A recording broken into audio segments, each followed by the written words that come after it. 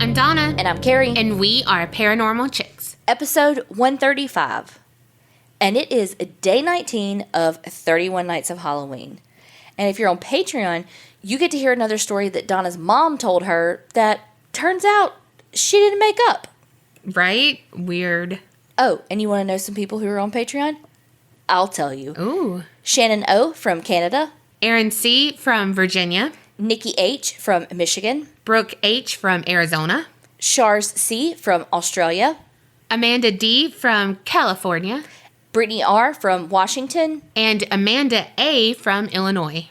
Thank y'all so much for joining Patreon. They are getting a shit ton of content for 31 Nights of Halloween, plus the backlog of all the content since we've started Patreon.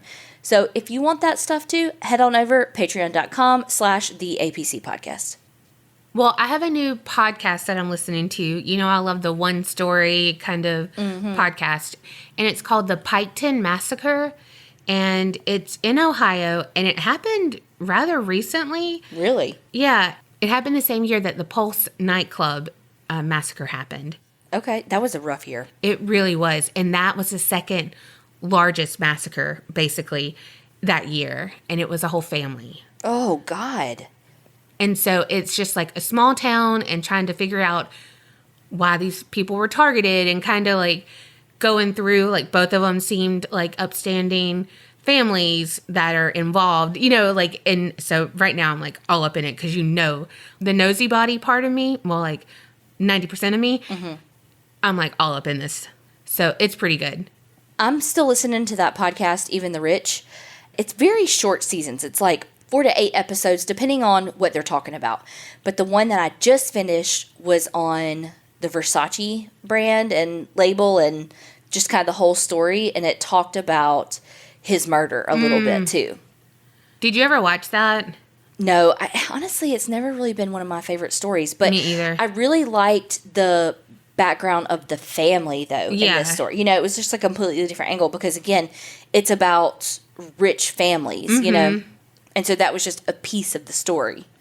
Well, completely opposite of that. But right now I'm listening to the last episode of season 2 of In the Dark. And it's their interview with Curtis Flowers. And it is so powerful and just so sad. And so, like, I want to be happy and I'm happy. And then I'm so sad. Like, my emotions are all over the place. And that's what you're supposed to feel because he's telling his story. Like, the whole second season is summed up in this interview, but it's shit that we never got to hear because she never got to talk to him, you know? And so it's just thinking about that, like, oh my gosh. One of the things, and this isn't like a giveaway because most people know this, I just never thought about it, is that he would hear people and like, okay, they're going to get their last meal and, you know, like, you know what's going on. They'd be taken away to be executed, but then something would happen. They'd come back and they're like, oh my gosh, okay, you know, just to be taken the next day. And, you know. Oh my God. And it's like that emotional roller coaster. And like he said, one of the guards were like, well, at least you get your last meal again. You know, and it's just like, oh my gosh. You know what I thought about too with him? Does he even get any financial compensation because he was technically never found innocent? Like I don't think so. No, because they just decided, they just said, okay, we're not going to try to prosecute him again. Right. Shit. That's such an amazing story. So if y'all haven't listened to In the Dark episode, well, both seasons, but season 2 for sure, which is specifically about Curtis Flowers and the Tudor murders, it's definitely a good listen. Yeah. Well, speaking of families, the story I'm going to do tonight, I found the best article. It's called Sarah's Story. This article is actually from 1993. It's from the Atlanta magazine. It's so good. But there was also an episode of Forensic Files on this story that, of course, I can't remember what season or what episode. So, go me. Okay, picture it. Atlanta. It's hot. It's muggy. And Sara Ambrusko is watching the evening news, and she sees this junior prosecutor working this murder trial. And she recognizes him. And she's like, oh my God, we went to high school together in Buffalo, New York. Like, oh my God, what the hell, you know? Sara grew up, like I said, in Buffalo, New York, from a very upper middle class family. Her dad was a physician. She moved to Atlanta, and at this point, she's 31. She's super young, and she's working as the marketing director for this club. She's young, beautiful, and just living her best life, right? Well, when she saw this guy on the news, his name is Frederick Tokars. We're going to call him Fred. When she sees him, she's like, I got to fucking talk to him. Like, what are the odds? We're both in Atlanta. I'm seeing him on TV. I got to see what he's up to. So, on impulse, she looks him up and calls him. They go out on a date, and they end up getting married the following year just in one of the judge's chambers. Very relaxed. They just wanted to be married. Well, also, Sara had been married before, and she was raised Catholic, so it was, divorce was frowned upon, and so she didn't want this elaborate church wedding. She just wanted to, again, have this, civil ceremony in the judge's chambers. It was nothing fancy. She wanted what she had growing up. She wanted a man that had a good job, like her father, who was a physician, that could provide the kind of income and the kind of stability that she was raised with. She wanted to stay at home and raise kids. She wanted the life that she had growing up. And Fred was just the man for the job. He was an up-and-coming attorney who could provide all of those things. Fred was kind of interesting. Like I said, he was an up-and-comer in the district attorney's office.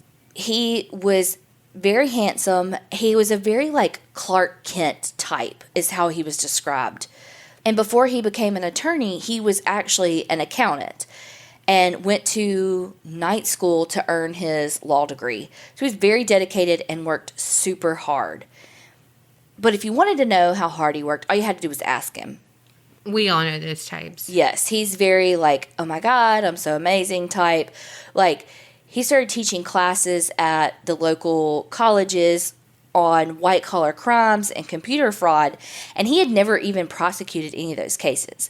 But he kind of touted himself as this expert and started teaching at, accounting and tax and law enforcement seminars and all these different things when, again, he had never even tried one of those cases. He was known around the district attorney's office as Fast Fred. One of the assistant district attorneys, John Turner, said he was called Fast Freddy as a reference to his endless self-promotion and eagerness to work on projects in which he took an interest, and his predilection for the city's nightlife, and because when it came to women, he was almost always interested. Again, we know those types. Mm-hmm. But Sara was in it to win it. She met up with him, and he was just so engaging and had these amazing stories about these cases that he had tried. So Sara and her sister, Chrissy, who she lived with at the time, when she was dating Fred, they were able to kind of see this other world that they had never been privy to.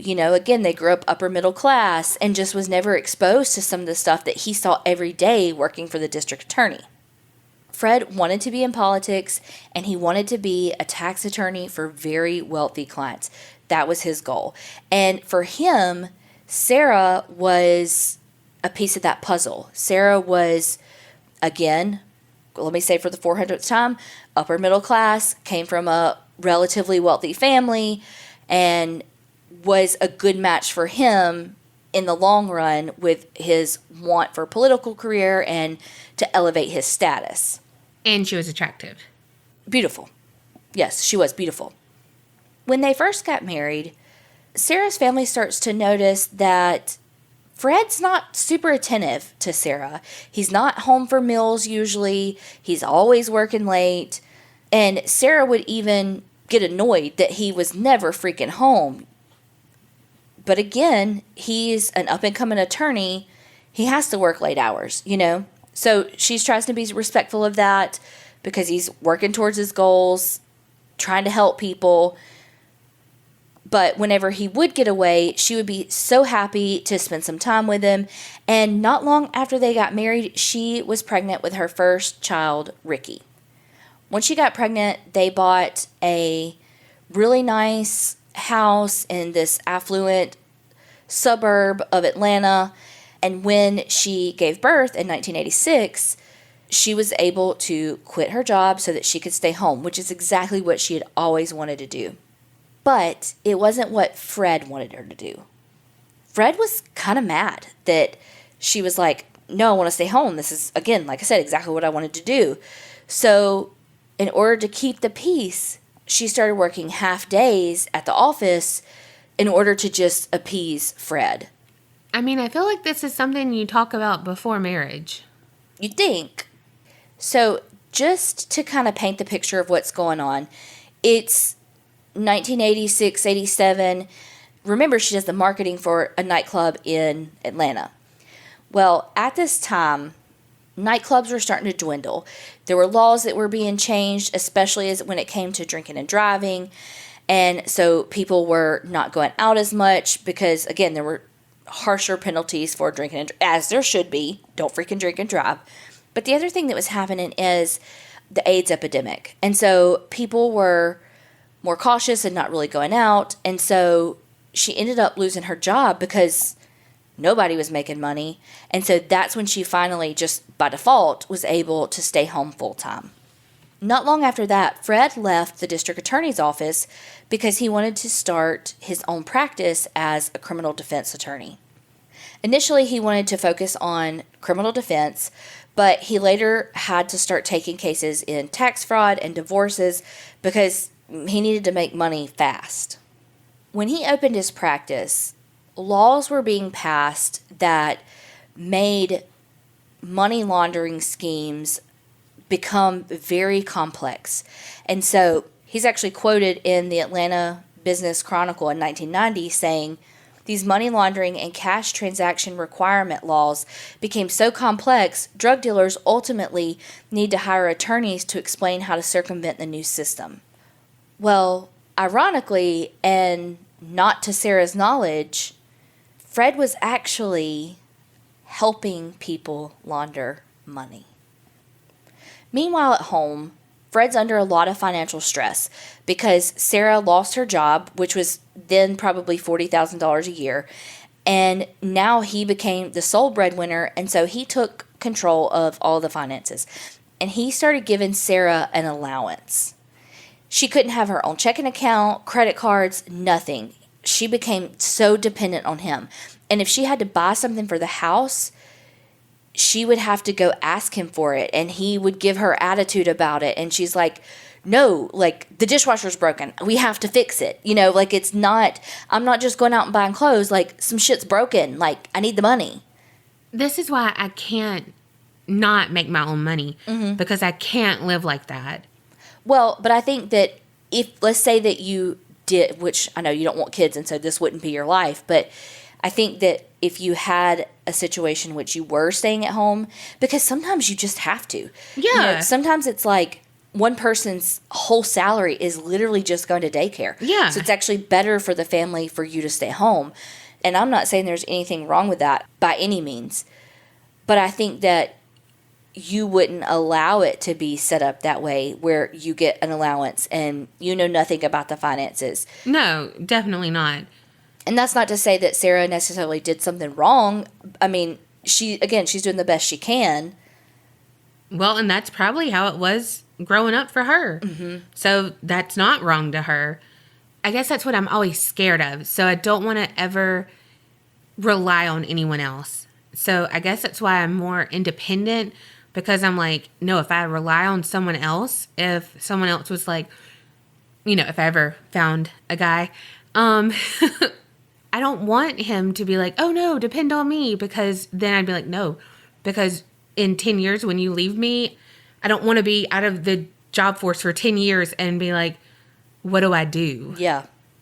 Well, you and I are also ones that really wait on the other shoe to drop, because it always has our whole lives. Mm-hmm. And so we always expect the worst. We always prepare for the worst, you know? Yeah.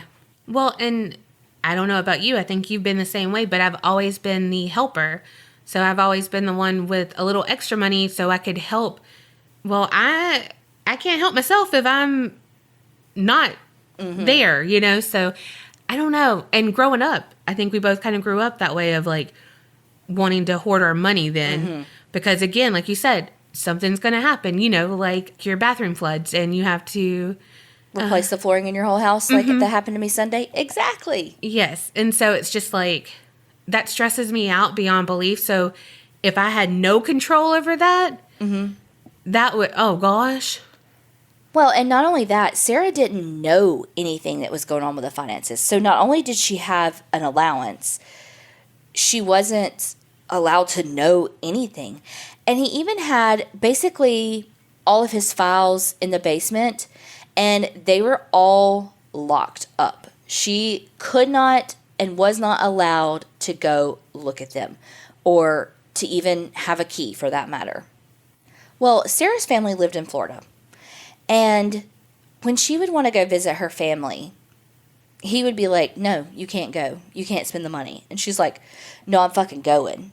And he would be like, okay, but I'm not giving you any money for gas. I'm not giving you any money for a hotel. Figure it out. And then sometimes he would go with her. He would be like, okay, let's go. But he would fly, and she would have to drive with the baby the 9-hour drive. What the hell? Uh-huh. Yeah. Drop dead, Fred. Oh, gosh. That was one of my favorite movies. Me too. It also gave me massive amounts of anxiety. Oh, for sure. For sure. The shit he did. The mud on the white carpet, her talking to somebody that wasn't there, the cutting of the hair, all the things gave me so much anxiety. Yeah. I mean, it was so freaking bad, but so good. Here's the thing, too. What Fred was doing to her is financial abuse. And it usually escalates. And in this case, it did. It escalated into physical abuse.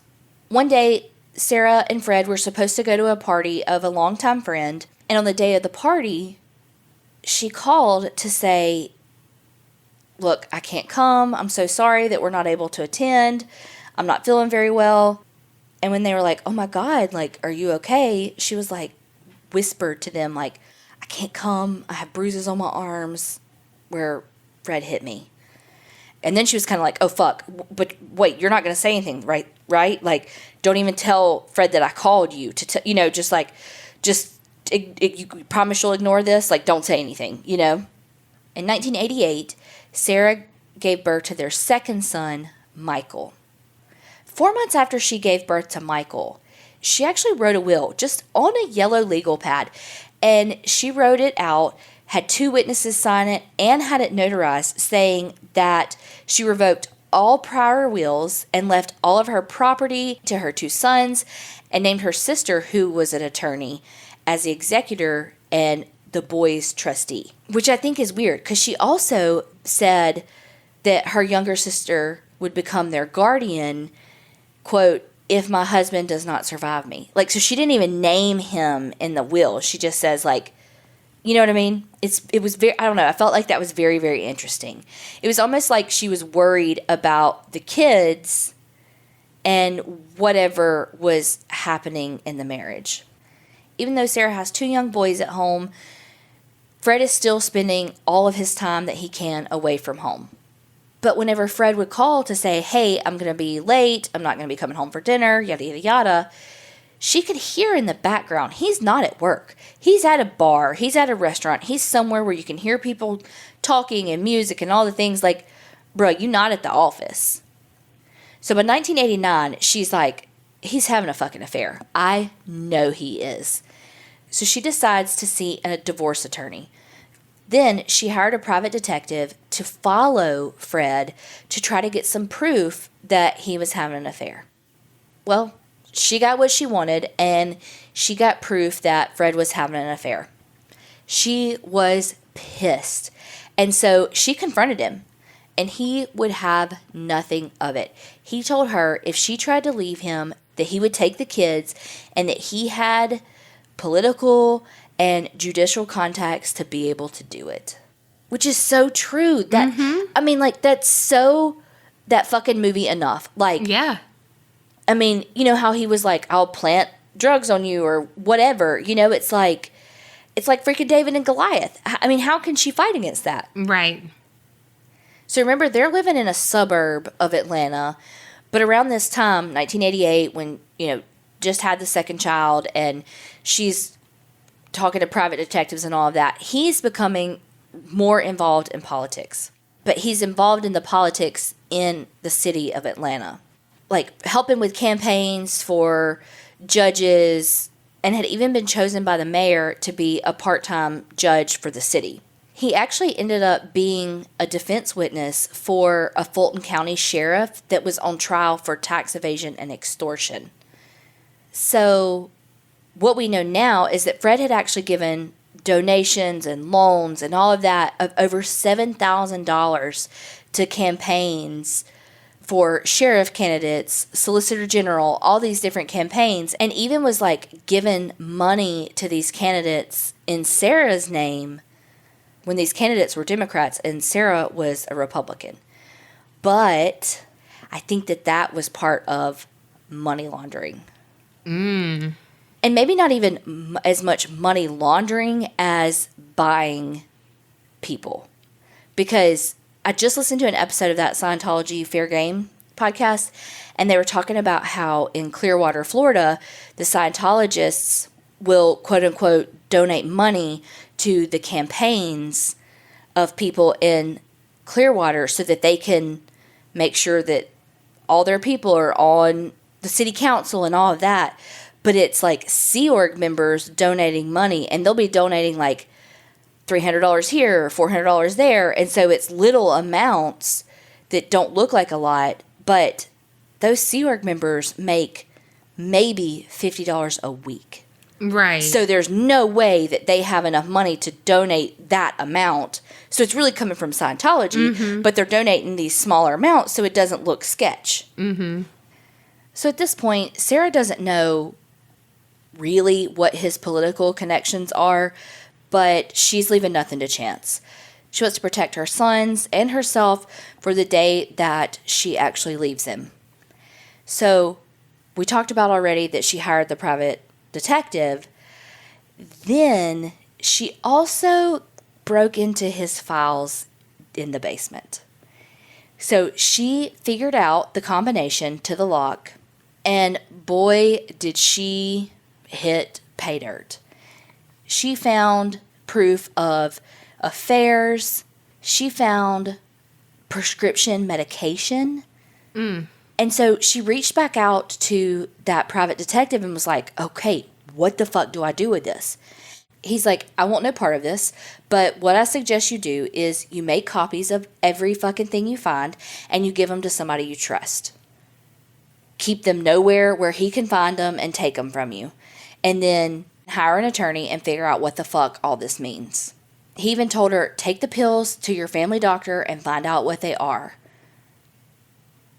Well, Sara tells him, look, if anything happens to me, you need to tell the police everything. And he's like, okay, could you be more dramatic?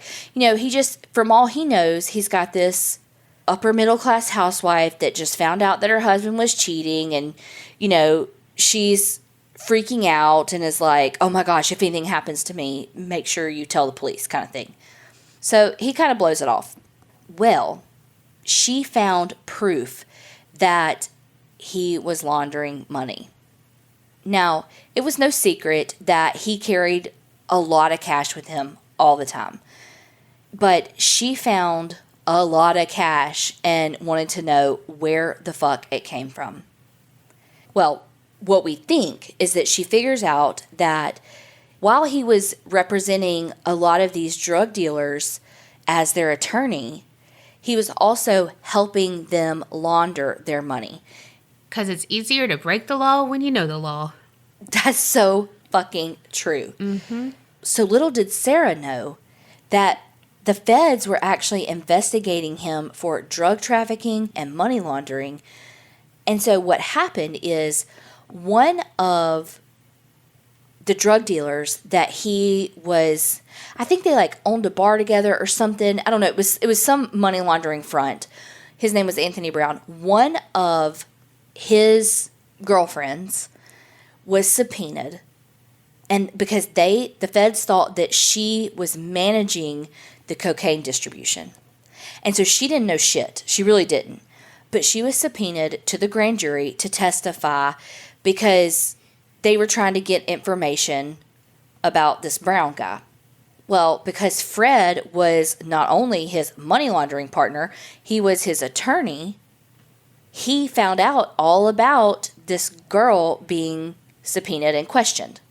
So keep that in mind, because while that's happening, Sarah's finding out all of his dirty laundry, and he's not about to let her file for divorce. Because what does divorce mean? That means they got to separate assets. What does that mean? Them digging into his money.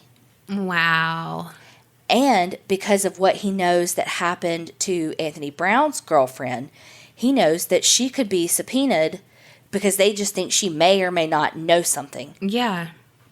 In March of 1990, Fred actually became a partner in the Parrot Acquisition Corporation, which owned and operated the Parrot, which was like a bar. So for this Parrot Acquisition Corporation, he's listed as just the general counsel, not as a shareholder or in the management agreement. But he's also a board member and the corporation's secretary. But his partners were James Mason and Billy Carter. So those were the ones that were also his clients. Well, Billy Carter actually used to be a special agent with the Georgia Bureau of Investigation, but he got fired after he pled guilty to simple battery back in 1988. And then James Mason was a local nightclub owner. He had a lot of friends with, people on the sports teams, politicians, et cetera, et cetera, et cetera. So the feds start looking into the Parrot for a couple reasons. Because of their criminal record, they were supposed to not be able to operate a club. They were also trying to figure out, was drug money used to buy and run the club? By 1991, Fred actually resigns from the corporation because there was a civil suit against Mason and the club, and Fred was actually named in it. So he was kind of like, wait a minute, whoa. Fucking no, I'm out, right? But not fully out, but I'm out on paper. So there was some changing of the hands, of moving people around, who owns what, and they were all Fred's clients, all drug dealers, all in the more seedy side of the club business. Around this time, Sara decided to just stick it out in the marriage. She had all this proof. She had made copies, given them to her sister, but there was no guarantee that she was going to get full custody of these kids, and she just couldn't risk it. And so she decided to stay. She was not unaware of the types of clients that her husband had, and it scared her because she never knew, what if he pissed off a client or sued the wrong person or whatever with, these drug dealers and stuff. Could they come after him or her and the kids? And so she had told her sister and a neighbor that she wanted to install an alarm system for those nights that she's at home alone with the kids, because that's usually the case. And that apparently the sliding glass door had a broken lock that her husband wouldn't fix. Well, just before Thanksgiving, Curtis Alfonso Rower, a 22-year-old who is known as Cornbread, went into the house with Eddie Lawrence while Sara and the kids were sleeping. Cornbread had been offered $5,000 to kill Sara. He knew that Sara and the boys would be sleeping together in the boys' bedroom, and he also knew that the sliding glass door would be unlocked. He went into the house through that sliding glass door, but as soon as he got into the house, their dog began barking. And as soon as the dog started barking, a light came on, and the two men fled. After that, Sara was none the wiser. She had no idea. She just knew the dog was barking, and so they went about their business. Sara and the kids were leaving to go to her parents' house in Florida. She stops at the Tampa airport to pick up her fucking husband, who flies while she drives with 2 children, fucking toddlers basically. While they were in Florida, they had gotten some calls from the security company saying that their fire alarm was going off when there was no fire. A few hours after that, another alarm went off when no one was there. And so the decision was made to just turn the alarms off. The Sunday after Thanksgiving, Sara and the 2 boys were leaving Florida, headed back to Atlanta. When they left, the kids were singing "I'll Be Home for Christmas" with Sara. And about 15 minutes after they left, Fred calls and says, "Hey, is Sara there?" And they're like, "No, she's already on the way home." And he's like, "Okay, like what time they leave? Like what time should they be getting home?" And, the father-in-law, Sara's dad, says, "Oh, they'll be home about 9:30 or 10. While Sara and the kids were on their way home, Fred was going to Montgomery, Alabama, because he had an appointment with an inmate at the federal prison. Well, Sara, just like me, has to call her parents anytime she gets anywhere. And so her parents are waiting and waiting and waiting, and she never called to say she was home. So they would call, and the line would be busy. So they would call again, the line would be busy. They called the phone company, because, remember, early 90s, people still had landlines, and you could call the operator and be like, "Hey, why can't I get through?" And they found out that the phone was just off the hook. So what happened was, right at about 10 o'clock, Sara and the kids pull into the garage. Sara leaves Mike, the youngest, in the back seat because he's asleep, and she and her son Rick and the dog get out of the car. She's fumbling for the keys, trying to get in, and when she opens the door, there's a man standing there holding a sawed-off shotgun at her face. The dog loses his shit, and the guy, who ended up being Curtis Rower, remember him from before, kicked the dog and forced Sara and little Ricky back into the car. The gunman, Curtis, gets behind Sara and is literally sitting next to her son that is sleeping in the back seat. He puts the gun to her head and tells her to drive. She's pleading with him, "Please just don't hurt me." And the kids, when Sara pulls out of the driveway, he is yelling at her, telling her to drive him to the Atlanta housing projects. And she's like, "I don't know where that is." So they get about a half mile away from the house, and he tells her to turn down this street that's a dead end. It's a cul-de-sac. Sara pulls to the side of the road, and she's like, "Look, you can take the car, just don't hurt me and the kids. Like, please don't do anything." But he did. He shot Sara in the back of the head and fled the car. But he left the kids in there? Yes. So little Ricky had always been taught not to sit in a car that's running, reached over his dead mother, turned the car off, and got his little brother out of the back seat. Both of them, bawling, crying, ran through this field to a nearby house for help. He wanted someone to call his grandfather. He knew that his grandfather was a doctor and could help his mom. That is so freaking sad. Mm-hmm. They reach the house, they ask for help, but it's too late for their mother. When the police get there, the kids are covered in blood, and they're saying that their mother had been shot. The police get to the car, and they see this horrible crime scene. Blood is dripping from her hair. I mean, it is a gruesome crime scene. Little Ricky is able to tell the police that it was a black man that shot his mom with a, quote, pirate gun, because it was a sawed-off shotgun. Oh my gosh. He said he tried to shake her awake, but he couldn't wake her up. So freaking sad. So police are like, okay, this has to be some sort of carjacking that's gone wrong, but there was nothing missing.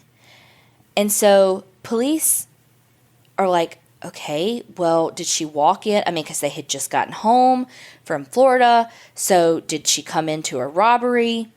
When they get to the house looks like a robbery because it's in disarray, but the door's unlocked. There's no sign of a break-in, and literally nothing's missing. Jewelry, electronics, all of that, nothing is missing. So the police are like, okay, clearly this is not a break-in. This was a fucking hit. But who wanted to hurt Sara? They brought Fred in for questioning, and he is visibly upset. He asks for an attorney, but, I mean, that kind of perks police's ears up. But on the other hand, I mean, you should ask for a fucking attorney. And he himself is an attorney. So, of course, he's going to be one to be like, I need counsel. Yeah. Sara's family puts up a $25,000 reward. And it worked. A woman turned her brother in for the money. She said her brother came home that day wearing bloody shoes. When police brought him in for questioning, they found out that he was actually a hired hitman by Eddie Lawrence. And remember, Eddie Lawrence is Fred's business partner. So police are finding out all of this stuff. They find out that basically Fred lived a life that Sara knew nothing about. He was constantly surrounded by sex workers, cocaine. He was laundering money into all these offshore accounts. And that Fred was scared that Sara knew too much about his shady dealings and that she had to go. Well, Eddie Lawrence owed Fred $80,000. And so he said, you kill my wife, I'll wipe out the loan. Well, Eddie couldn't do it himself, so he hired Curtis Rower for $5,000 to do it. So Eddie Lawrence is facing charges for writing bogus checks. Then informants start telling him that, hey, you know what? He had been looking for a hitman. And so initially, Eddie Lawrence was like, no, I didn't do anything. I didn't do shit, whatever. But that's when police got the tip about Curtis Rower having the bloody shoes. So police arrest him.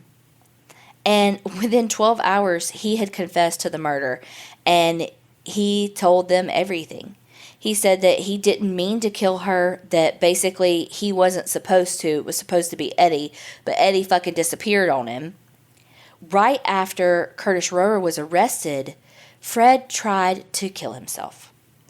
He had been in Florida, and he left his kids with Sara's family, checked himself into a hotel, put a do not disturb sign on his door, and took a bunch of pills and drank a ton of alcohol. He was found unconscious, but he survived. Of course he did. Well, okay, so when he gets back, remember the murder happened basically the weekend after Thanksgiving. By December 31st, Fred Fuckerface is getting on a news conference, begging the media to leave him alone. He says his wife's murder had cost him, quote, my whole lifestyle. Excuse me? You mean it cost you your lifestyle? Not your fucking wife, not the mother of your children. Mm-hmm. Your motherfucking lifestyle? It cost her life. Mm-hmm. Well, within days, he closes his law firm, starts liquidating all of these assets, put their house on the market, rented a dumpster. If he didn't pack it, he fucking threw it away. He moved to West Palm Beach with his mom and left his kids with their grandparents. Well, they're probably better off. Oh, yeah. He would only visit them twice a month. He would not talk about Sara's death. But if he did, it was only to say he wasn't involved and he didn't think that Lawrence was either. Long story short, Fred's arrested and convicted of hiring a hitman to kill his wife, and he got sentenced to life in prison. Well, he could be a lawyer for people on the inside. Well. Oh, shit. So, okay. He had a lot of fucking shit in prison. He, according to his attorneys, was, quote, a marked man behind bars, and that for 27 years, he was basically held in a secret location inside the prison because he had been so badly beaten in prison that he had all these neurological problems, had trouble walking and all of that. But he ended up dying in prison in Pennsylvania at the age of 67. Wow. The thing is that he had like $1.7 million in life insurance on her. It was way more than he would have ever needed. You know, it was like they had a couple little policies that were just enough to, like, you know, what you would typically have. But then all of a sudden he takes out this huge, like, $1 million life insurance policy on her. And it's like, dude, you dumb. And it's like she just wanted a family life like she grew up with. She wanted to be financially secure, and she wanted to live the dream with 2 kids and a happy marriage, and she got a nightmare. She got the grim fairy tale. It was doomed from the beginning because he was nothing that he portrayed himself to be. He was shady from day one, and she didn't see it. And that's nothing on her. He played his role. You know, there's no way she could have known it. Yeah. That's what's so scary. Mm-hmm. Then he fucking did everything he could to keep her there through financial abuse, physical abuse, intimidation, all the things so that she wouldn't leave. And then when he thought that she knew too much, he had her killed. Yeah. There's way more to this story that I didn't honestly have time to cover, with Ricky testifying and, you know, just all kinds of stuff. There's so many shows and all of that on it that you really should watch. Such a fucked up case. It really is. Had his wife murdered in front of his kids. That's crazy. And, like, how innocent of Ricky to be like, okay, we're not supposed to just, like, sit in an idle car like this. Yeah. Like, I gotta turn this off. And, like, reached over his mother to turn the car off. Well, I hope that your story is a little less heartbreaking. Sure. Uh-oh. All right. I am just going to go straight into my story. Picture it. Early 1970s, and a 20-something-year-old man named Kerri Walton received the unfortunate news of his grandmother's passing. How did he spell his name? Kerry. Okay. You know how many times I spelled it your way? A lot. So much so that I had to go find and replace. You should have just left it. No. It annoyed me. He made the trip back home to his hometown of Wagga Wagga, New South Wales, for the funeral. While he was there in town, and probably with lots of emotions and memories swirling around in his head, he was determined to face a childhood fear head on. And maybe he had that gumption you get after being faced with mortality. So he talked his brother John into going with him to the house that always sent shivers down their spines as kids. Dun dun dun. This house was shrouded in that local lore that most towns have. That one house that seems darker than the rest. People would say that there was an old man who lived there and had been seen dragging a sack of what everyone thought was human heads. That's very specific. Right? Mm-hmm. I was like, okay, a sack, like a body. No, okay, heads. Okay. Yeah. Mm-hmm. Could have been watermelon. So it was just that kind of house that the neighborhood kids would cross the street instead of walking in front of that house. I always wonder, do people that their house is that house, do they know? Like, do they know that the kids are terrified of them and their house? Probably. I Because mean, kids are not subtle. yeah. I mean, like, I feel like the guy from Home Alone with the shovel knew that the kids in the neighborhood were scared of him. Yeah. But, like, I mean, did Miss Lingle down the street from my grandma's house know that Casey told me that she killed her husband in that house and I was terrified of it? Probably not. Well, it wasn't like the town's local legend. Yeah. So, I mean, it was the Easterling local legend. Anytime I think of that, I think of Now and Then. Ooh, yeah, that's a good one. You think of Now and Then, I think of Pollyanna, the mean guy I know you never seen the movie, y'all should see how she's looking at me, but the mean guy that, like, kind of lives in the woods that everybody hated to talk to and thought he was mean and blah, blah, blah, was scared to go up to his house. And, of course, she became friends with him because she's Pollyanna. Why do you like her? Pollyanna? Yeah. I don't know. She's like opposite of everything I stand for.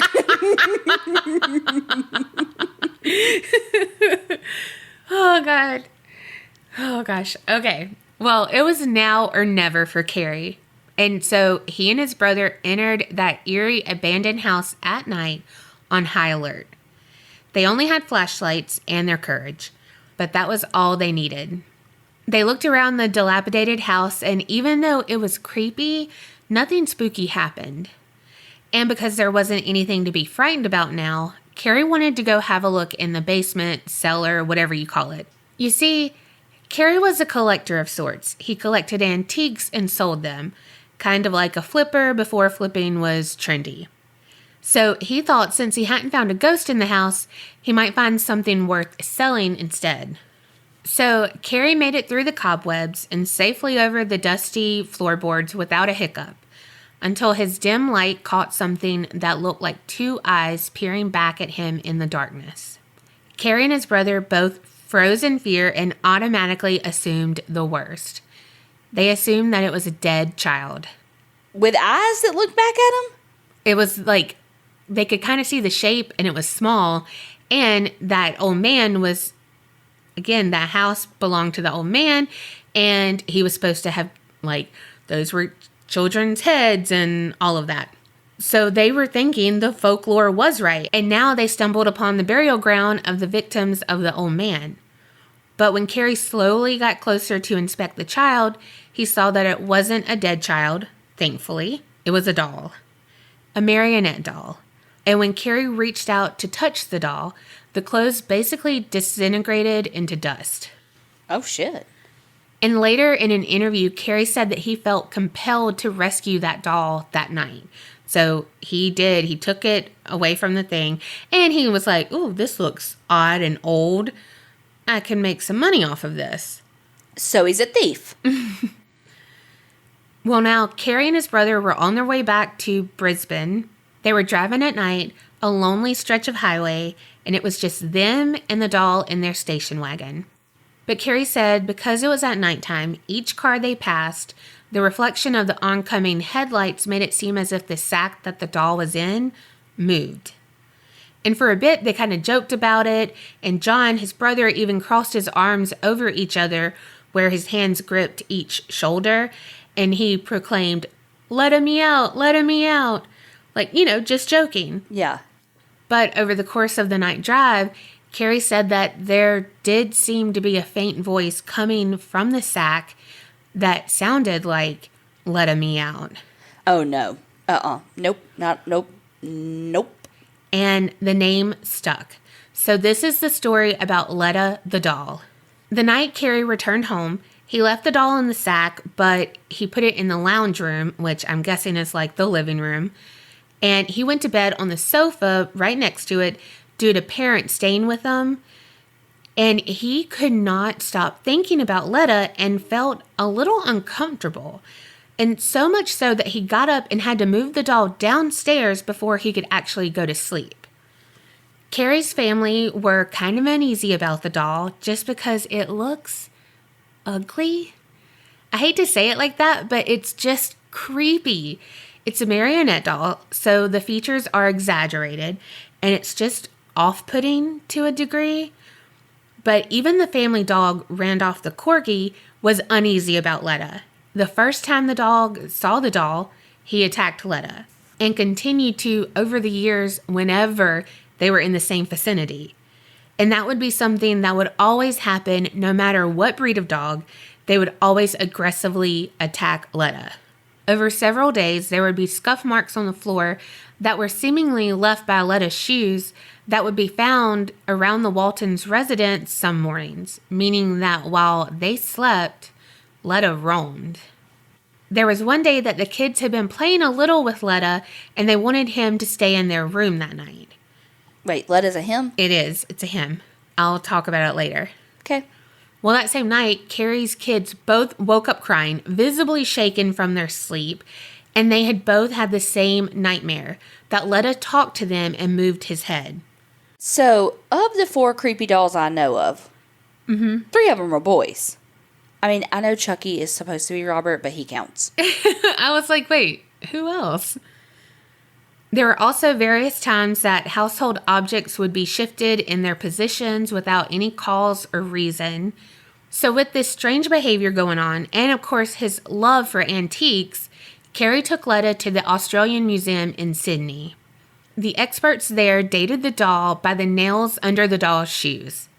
Letta was anywhere around 170 to 200 years old. Holy shit. Yeah. No wonder the clothes disintegrated. Right. They believe that it was handcrafted by someone in Eastern Europe and most likely Romania because of the appearance. And something to note is Letta's long hair is human hair. So it's like long brown hair and it's human hair. Oh, that's disgusting. Mm-hmm. And inside the wooden head is something that has the appearance of a brain. When you lift up the top of Letta's head, like his hair, so like if you're scalping him, you can see that quote unquote brain, and it's described as being the color of wet newspaper. Ew. Ew. Right. The museum said that how the clothes disintegrated and everything, it seemed to them that Letta could have been down there for 60 to 70 years underneath that house. And this made Kerri squirm because he knew that that house had flooded a few times over the years. So if the clothes were that delicate, how come they didn't wash away or dissolve in that water? Also, why was he put under the house and kept there? And why was Kerri drawn to it and compelled to take it? Then what's even more crazy is that the house was demolished soon after this. Like a month to be exact, after he took the doll. So it's like the doll beckoned Kerri to rescue it because it knew what was coming. Another thing to note is that it rained anytime Letta was placed in the car. And soon Kerri noticed a pattern that this always happened when the doll was taken out in public. On a TV show called State Affair in 1981, which happened to be the first TV appearance by Letta, there was a psychic named Keisha who said that the feeling she got was that someone made this doll because of someone dying. She said there was a lot of tears and a lot of anger went into making this doll. And she also said that she felt the person who made this doll was then persecuted by his community for making the doll. Damn. And that he was called several names, and among them, a witch. She said that the doll carries that hate and sorrow, the anguish and the pity, and even the murderous feelings of the doll's creator. And also, right before the TV appearance, when Letta arrived in the room with Kesha the psychic, a painting immediately fell from the wall and the clock stopped. And when Keisha put Letta on her lap for the shot, just to see like what would look better, what angle, whatever, and then she was going to do a reading off of him, she felt him wiggle, and she said it felt like a child squirming to get down. That's abso-fucking-lutely not. Right? And so she told one of the cameramen, and he was like, oh, okay, sure. And she was like, no, seriously. And right then, one of the bulbs blew in the guy's equipment. So it was like, oh, what? Yeah, oh, you don't believe me? Here, go get another bulb, motherfucker. Well, fast forward to an appearance on The Extraordinary in 1994, and while they were interviewing Kerri, and he was talking about this one point when he tried to sell Letta, another bulb blows in the background, and you can hear it, and you can see them react to the sound. And so it's like anytime it's around cameras, and there's like, it was talking about a negative time and stuff like that, you know, it reacted. Another psychic who Kerri took Letta to said that the doll is home to the spirit of a confused and frightened 6-year-old boy who died a long time ago from drowning in a storm. She also believes that the doll may have been created in this boy's likeness, but it's a marionette doll, so that's why it doesn't look like a little boy, because again, the features are exaggerated and everything. But she also thinks it was made as a transference vessel for the sun's spirit. Remember how it always rains when the doll's taken out in public? Mm-hmm. After learning this, they believe it might be related to the drowning and the storm. Oh, okay, that makes sense. Also, there was a warning given to Kerri that he would never be able to be separated from the doll.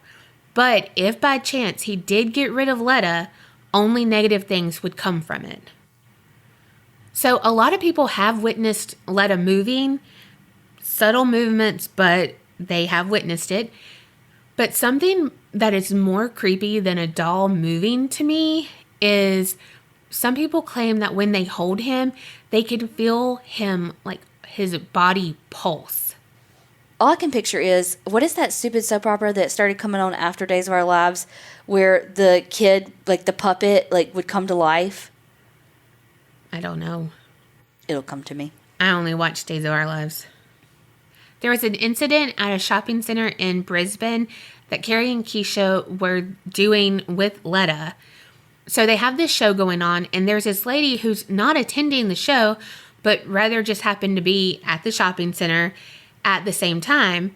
Well, she mentioned that something felt very, very evil, then kind of screamed and quickly passed out right after the scream. Wait, she screamed and passed out? Uh-huh. Okay. And she wasn't the only person who was affected by Letta. Another person vomited at that event, and several others let out screams of horror too. And there are others who have had an aversion to Letta as well when they were near the doll. They would start to feel sick or be overwhelmed with irrational grief and cry uncontrollably. And there were some people who would also faint like that shopping center lady did. One of the psychics who had met with Kerri and Letta before on numerous occasions called Kerri one day and just said that they couldn't interact with Letta anymore because they were having bouts of bad luck every time after they did, and they felt that the vibes were coming from Letta. Evelyn, Kerri's wife, said that they have friends who come up from Sydney and they basically give them instructions of putting Letta away in the shed before they'll travel and enter the house. And the shed is where Kerri keeps all of his antiques that he sells. And Evelyn also insists that Letta will alter his facial expressions. She's quoted as saying, "Some days I visit him and he looks very sad. Other days he seems happy and smiling.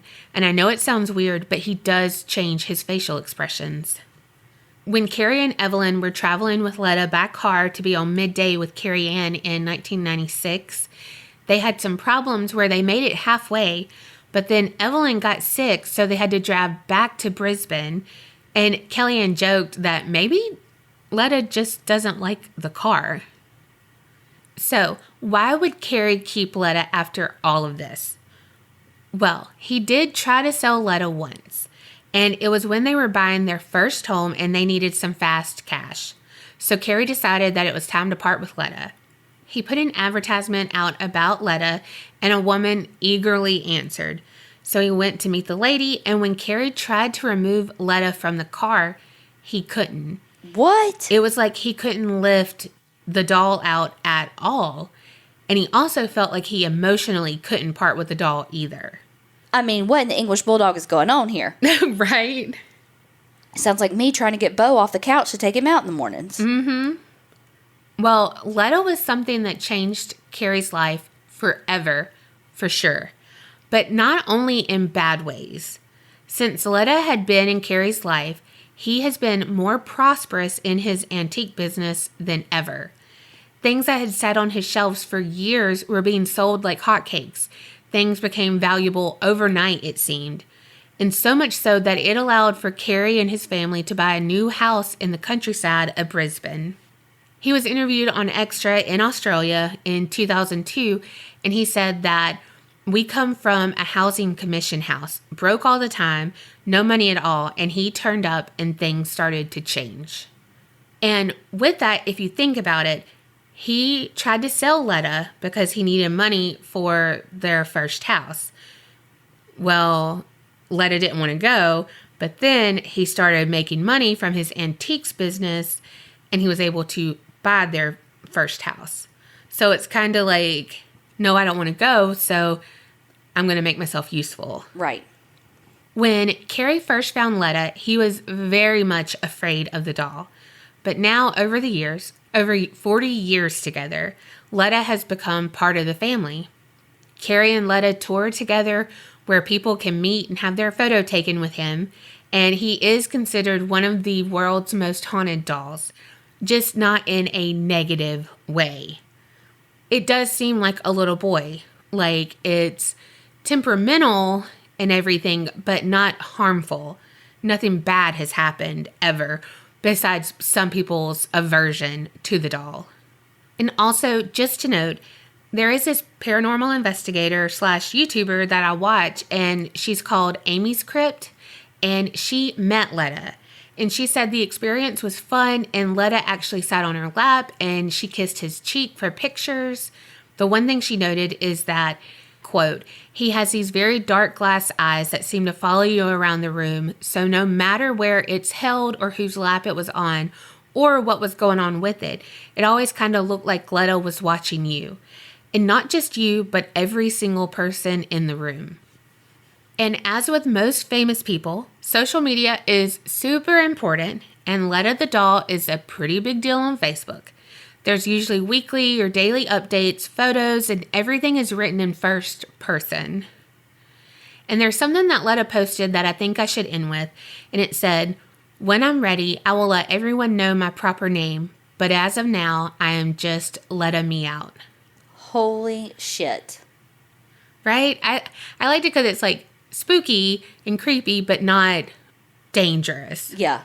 It's not like, oh, you didn't ask for permission to look at me and talk about me? I'm going to crash your fucking computer. Right. Mercury in retrograde could fucking never. Right. Can I look at the doll now? Yeah, look at it, because I want to know your reaction. Oh my God. That is nothing like I was expecting. Ugly, right? Oh, he got some long hair. And that's real hair. I mean, that's some long fucking hair. His eyebrows look very angry. Like, he looks like me when I'm trying to think hard. So, the doll was with him for 40 years. Well, now more.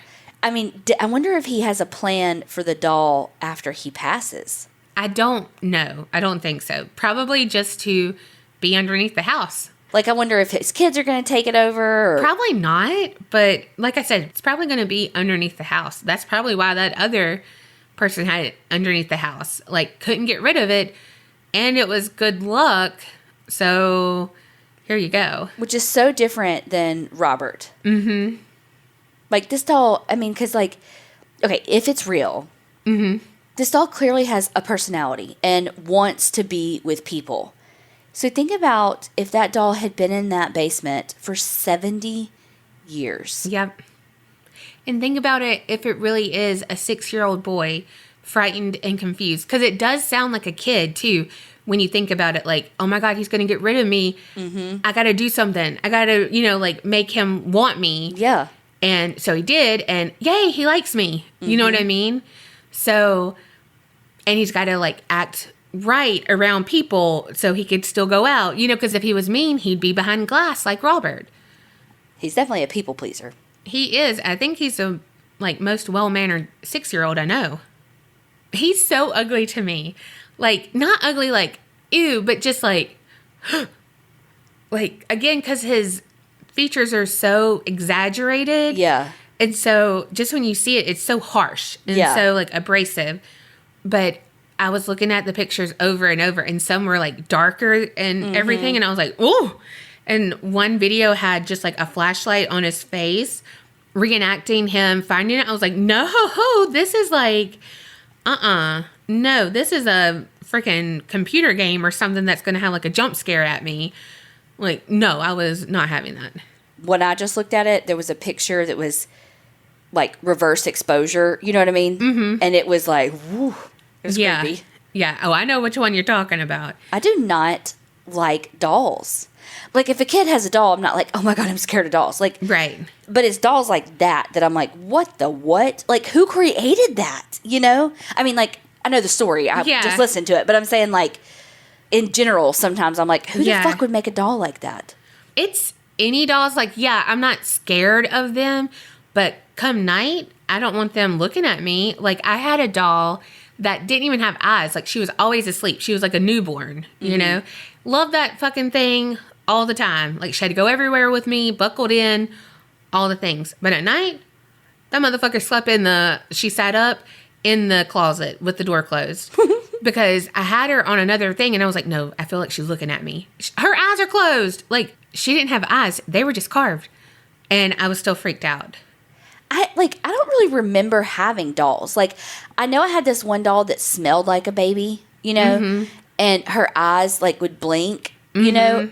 I remember her, but really, I don't really remember having dolls. That's the only like baby doll I had besides like a Cabbage Patch doll. Yeah, I did have a Cabbage Patch doll. I only had one of those. I had one and Casey had one. Mine was blonde hair. Casey's was brown hair, just like us. And we each had a nightgown, and our Cabbage Patch doll had a nightgown that matched us. Oh, that's funny. Mine had one outfit that she wore for like 20 years. Yes, I say 20 because 17 years. I mean, depending on when I got her, because we threw her away right before we moved out to the new house my senior year.